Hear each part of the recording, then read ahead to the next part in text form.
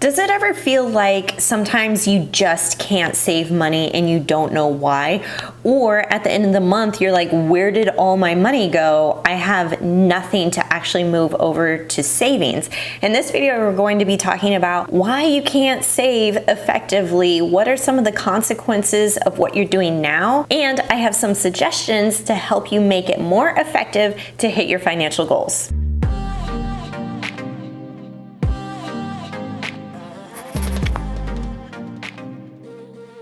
So I actually got this question from another video in which Jason asks, do you have a savings account for everything in the future section? And Jason's referring to the future section from my budget. When Kyle and I do our beers and budgeting episodes here on YouTube, we have a dedicated savings section set aside in our budget so that we can hit different savings goals. And to give you an example of what we're saving for, we are actively saving for a down payment. That's our biggest financial goal.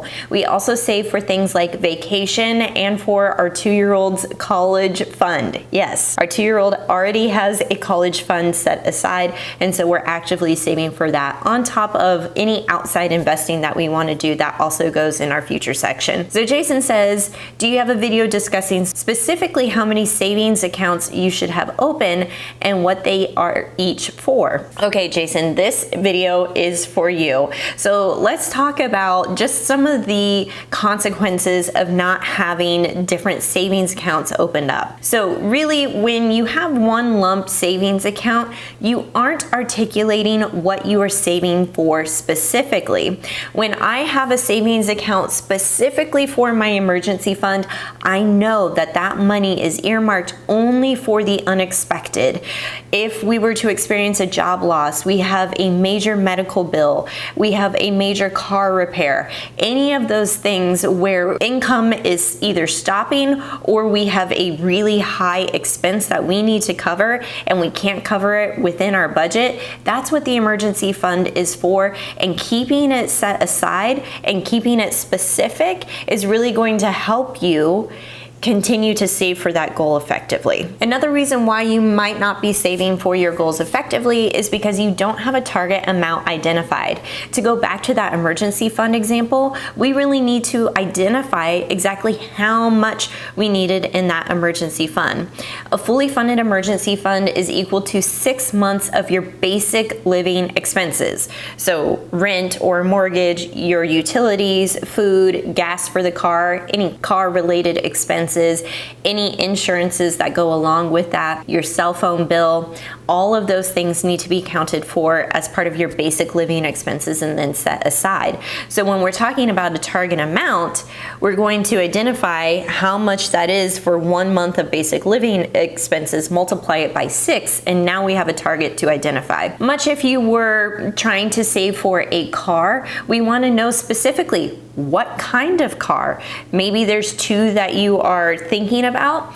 Let's look at Kelley Blue Book or Consumer Reports to get an idea of what those cars cost, and now we have a target amount in mind. The third reason that you may not be saving for your goals effectively is that you have too many goals. You have a lot of micro goals that you're wanting to achieve. Maybe you want a new PlayStation, maybe you want a new phone, maybe you want a new computer. And while I want you to have all of those things, when we are trying to shell out $50 in savings for each of those items, it makes it really hard to achieve any of the goals specifically. So what we really want to do is financially prioritize our savings goals by asking ourselves the question, what would really light me up if I had this goal hit? What is that first goal that really gets you excited? And for you, maybe it's that trip that you've been wanting to take to Japan forever.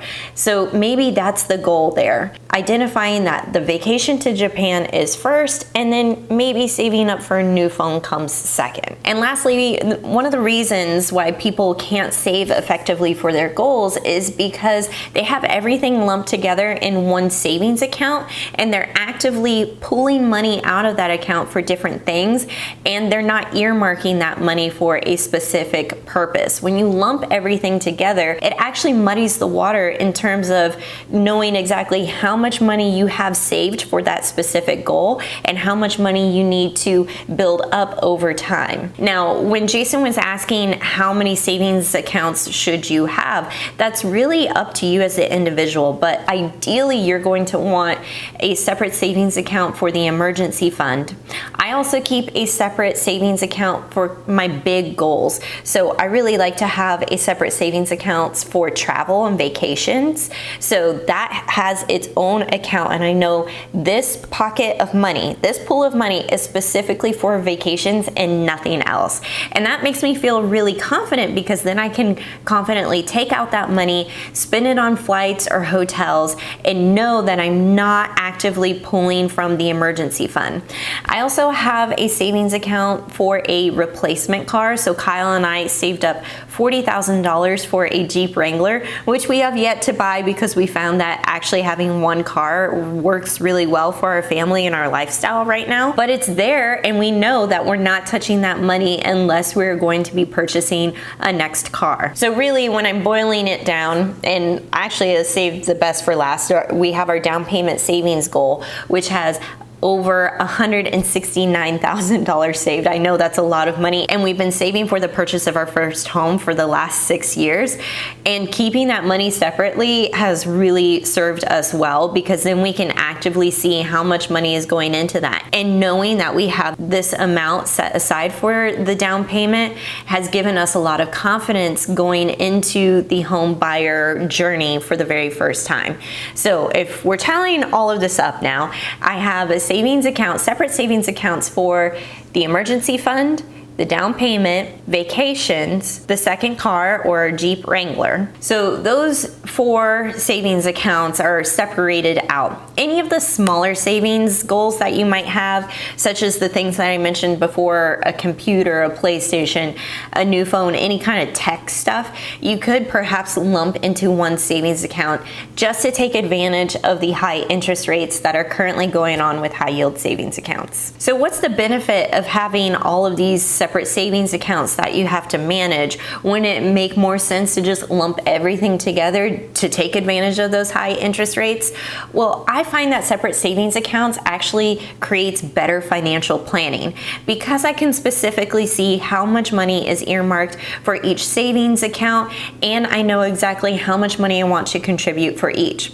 Now, there is one bank that allows for a really cool feature in which you can organize one savings account and organize that money into savings buckets and still take advantage of a high yield interest rate. And that's with Ally Bank. Ally Bank, I like to say, is like the BMW or the Jeep Wrangler of online banks. Whereas a bank like Capital One may have the same interest rate, but you're not getting all those cool features. This is more like the Toyota Corolla of online banks.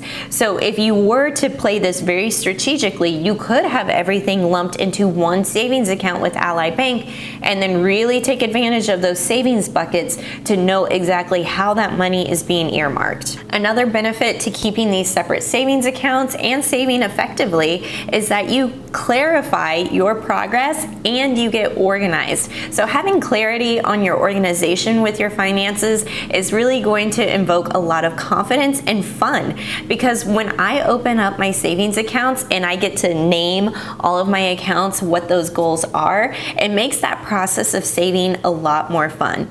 In fact, you can also build in those separate savings goals and the amounts directly into your budget. And better yet, when you build it into your budget, you can set up automatic contributions into your savings accounts so you don't ever have to worry about hitting those financial goals. Plus, this limits the risk of you pulling money out from another goal to fund something else, and it really keeps you intentional with your spending and hitting those financial goals. So we talked about savings accounts for your major financial goals, and then any micro savings goals that you might have, like a new couch, couch, or maybe a really fancy fig tree for your living room. All of that could go and lump into a smaller savings account, and then organizing it by savings buckets using Ally Bank's savings bucket feature. We also talked about just the risks and the benefits of having separate savings accounts to really keep you on track with your financial goals. Also, if you're finding that saving is just not effective for you because you have some spending tendencies, you'll definitely want to check out my How to Control Your Spending workbook, which has 55 pages of activities, trackers, and worksheets to help you rein in the control of the spending, figure out why you are spending the way you are, and get you back on track to a place of feeling financially confident that leads to more fun and less payments. If you like this video, give it a big thumbs up, and don't forget to join the thousands of millennials committed to achieving financial confidence by joining the Debt Free Millennials channel. Click that red subscribe button, and I'll catch you in the next one.